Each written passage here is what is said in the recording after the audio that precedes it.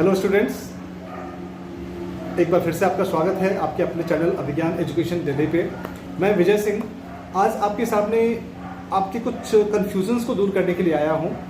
तो बच्चों देखो, आज का जो वीडियो बनाने का पर्पस है वो ये है आपको समझाना कि सीबीएसई का जो सर्कुलर है ये 4-5 पेज का लंबा सा सर्कुलर उन्होंने भेज दिया है। बच्चों के पास इतना पैसेंस नहीं होता कि वो 4-5 पेज बैठ के पढ़ें, है ना।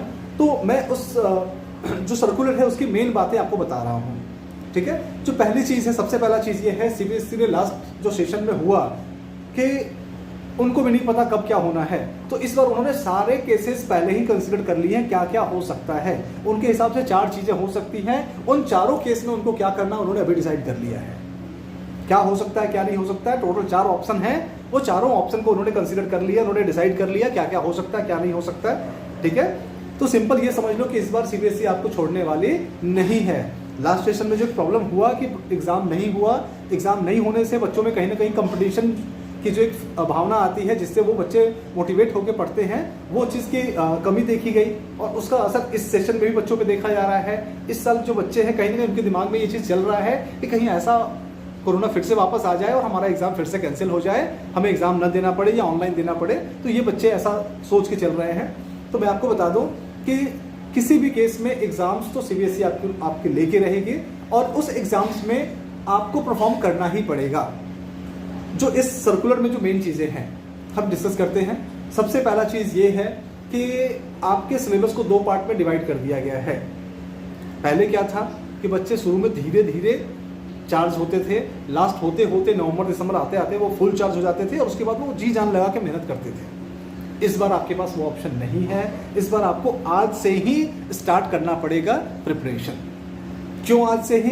क्योंकि आज अभी देखो जुलाई चल रहा है, जुलाई के बाद आपका जो पेपर है नवंबर टू दिसंबर, सीबीएसई ने क्लियरली कहा है कि सिलेबस को 2 पार्ट में डिवाइड कर दिया गया, टर्म 1 टर्म 2। चैप्टर्स कौन कौन से होंगे आपको बता दिया जाएगा जल्दी ही, है ना। तो जो टर्म 1 है उसमें जो 50% सिलेबस आएगा, ठीक है, 50% सिलेबस टर्म 1 में आएगा और रेस्ट 50% आपके टर्म 2 में आएगा। 2 पार्ट में उसको क्लियरली डिवाइड कर दिया गया है। जो टर्म 1 में आ रहा है वो टर्म 2 में नहीं आएगा और टर्म 2 में जो आना है वो टर्म 1 में नहीं आएगा। दैट मीन्स आपके सिलेबस को क्लियरली 2 पार्ट में डिवाइड कर दिया गया है। फर्स्ट 50% जो है अभी से आपको भिड़ जाना है, जिसका पेपर जो है वो होगा आपके नवंबर दिसंबर में। पेपर के बारे में समझ लो आप कि हर एक सब्जेक्ट का जो एग्जाम होगा वो 90 मिनट्स का होगा, ठीक है, 1.5 घंटे का पेपर होगा आपका। उस 1.5 घंटे में ऑब्जेक्टिव क्वेश्चंस होंगे। अब ऑब्जेक्टिव का मतलब बच्चे समझते हैं बस टिक मारना है, ऐसा नहीं होता। Objective question CBSE question paper जो है आपके स्कूल से नहीं है बनना है, आपके स्कूल के टीचर क्वेश्चंस नहीं बनाएंगे। ये एक तरह का बोर्ड एग्जाम हो रहा है, जिस बोर्ड एग्जाम में अच्छी चीज ये है कि ये एग्जाम आपके स्कूल में ही होगा, आपके अपने स्कूल में होगा, लेकिन आपके टीचर्स जो हैं वो गाइडेंस में नहीं होंगे, बाहर से एक्सटर्नल्स आएंगे, ठीक है, एक्सटर्नल्स आएंगे जो आप एग्जाम को कंडक्ट कराएंगे। तो ये समझ लो कि चीटिंग के ऑप्शंस आपको नहीं मिलने वाले। स्कूल होता तो थोड़ा लीनियंसी मिल सकता था, बट यहाँ पे एक्सटर्नल्स होंगे तो एग्जाम जो है सीबीएसई के देखरेख में होगा। और अच्छी चीज ये है कि जो एग्जाम होगा उसका सेम डे पे वो जो भी मार्क्स आएंगे, जो आपका एग्जाम होना है वो ऑब्जेक्टिव होगा। ऑब्जेक्टिव में ये होता है, देखो ऑब्जेक्टिव का मतलब बहुत इजी मत समझना, जो आईआईटी के एग्जाम्स होते हैं, जो गवर्नमेंट जॉब के एग्जाम होते हैं वो सारे ऑब्जेक्टिव ही होते हैं। बट ऑब्जेक्टिव मतलब कहीं भी ये नहीं होता कि क्वेश्चंस बहुत इजी होने वाले हैं। कुछ क्वेश्चंस बहुत सिंपल होंगे, कुछ क्वेश्चन थोड़े मुश्किल होंगे, कुछ क्वेश्चन वही, मतलब अगर आप अच्छे मार्क्स लाना चाहते हैं तो आपको सब्जेक्ट का डिटेल समझना पड़ेगा, सब्जेक्ट का प्रॉपर नॉलेज आपको होना जरूरी है। अगर आपके पास अच्छा सब्जेक्ट नॉलेज है तो ही आप अच्छा स्कोर कर पाएंगे, ठीक है। तो ऑब्जेक्टिव पेपर होना है, 90 मार्क्स के क्वेश्चन होंगे, ठीक है, 1.5 घंटे का आपको टाइम मिलेगा और इस तरीके से आपका एग्जाम होगा।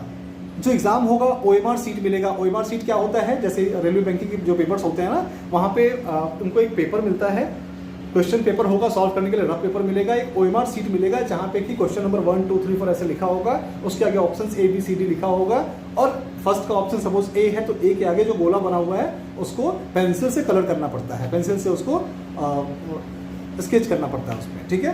तो ये चीज़ हो गया। तो इस तरह से आपका एग्जाम होने वाला है, ठीक है। ऑब्जेक्टिव क्वेश्चंस होंगे, बट ऑब्जेक्टिव क्वेश्चन में केस बेस्ड क्वेश्चन हो सकता है, असर्शन रीजनिंग वाला क्वेश्चन हो सकता है, तो डिफरेंट टाइप के क्वेश्चंस होंगे जहां से कि आपको ऑप्शन चूज करके करना होगा। तो ये हो गया फर्स्ट टर्म।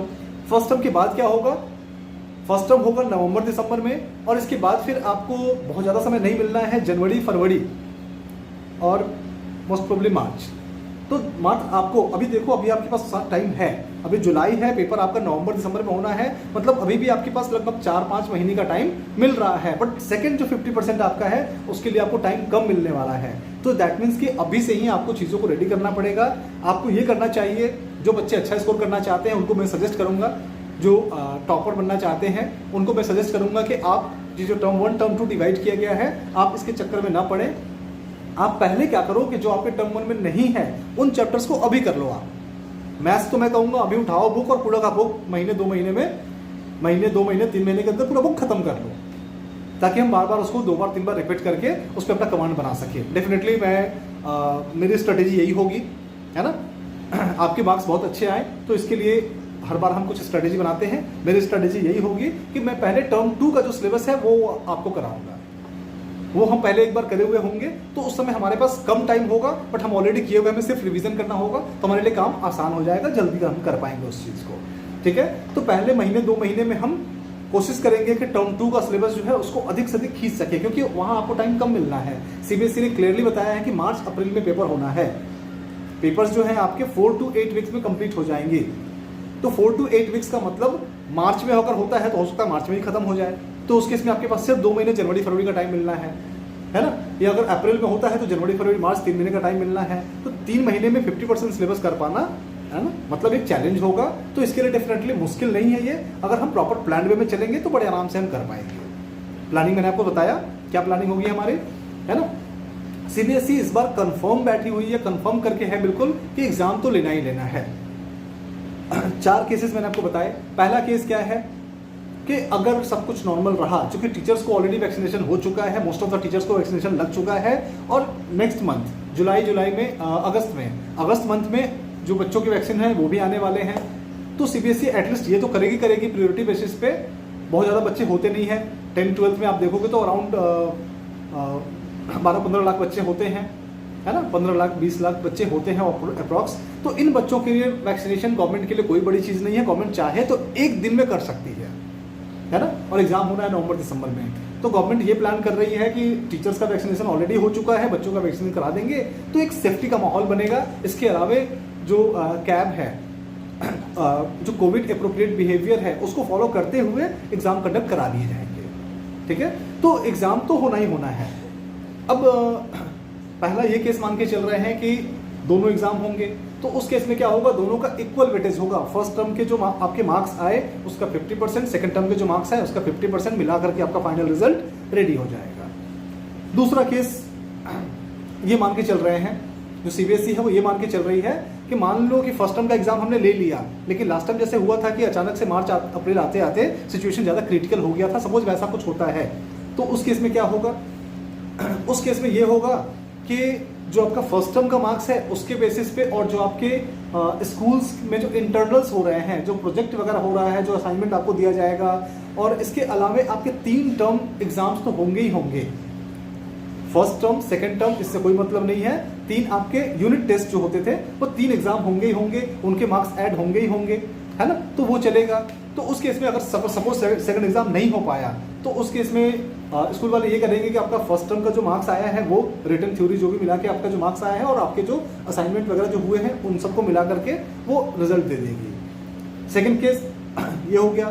थर्ड केस वो ये मान के चल रहा है कि सपोज आपका जो फर्स्ट टर्म है उसका एग्जाम जो है, फर्स्ट टर्म का एग्जाम जो है आपका वो किसी रीजन से स्कूल नहीं ओपन हो पाया, तब तक वैक्सीनेशन प्रॉपर नहीं हो पाया, या केस थोड़े कम ज़्यादा हो गए, स्कूल आपका जो स्कूल में आपके एग्जाम नहीं होता है, तो उस केस में क्या करेंगे, वो आपका एग्जाम जो है घर पे बैठ के आपको ऑनलाइन पेपर दे देंगे।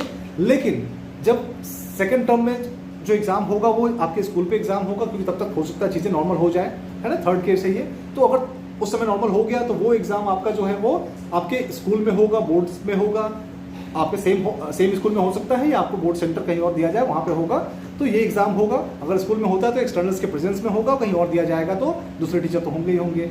तो वो केस हो गया। उस केस में ये होगा कि जो आपका फर्स्ट टर्म में जो ऑनलाइन एग्जाम हुआ था इसका वेटेज वो कम कर देंगे, 50% नहीं लेंगे इस बार, क्योंकि उनको पता है कि ऑनलाइन एग्जाम में बच्चे क्या करते हैं, है ना।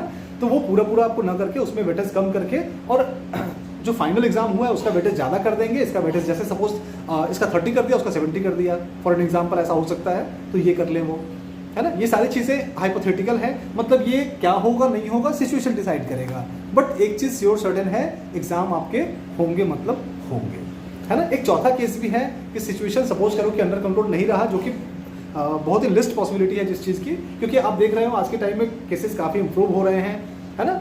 दिल्ली में आप देख रहे हैं कि मुश्किल से लेस देन 100 केसेस ही आ रहे हैं ऑन एन एवरेज डेली, और धीरे धीरे पॉजिटिविटी रेट काफ़ी घट रहा है, चीज़ें कंट्रोल में हो रही हैं।